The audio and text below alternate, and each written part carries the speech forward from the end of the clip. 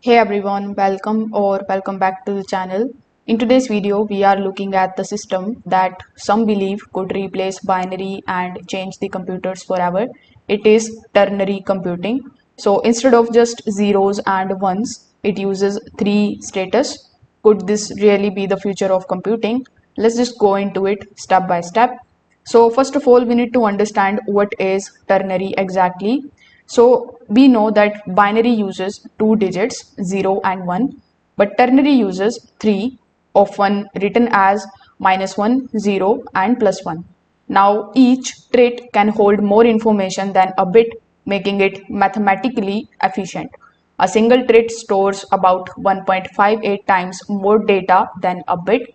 Balanced ternary also makes the arithmetic simple in some cases since negative don't need a separate sign.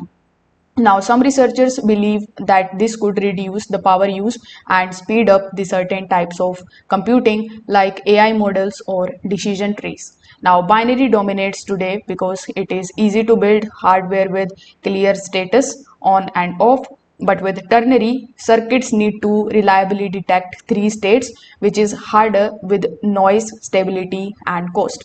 Plus, nearly all the modern software and processors are built for binary, so switching would require a massive overhaul.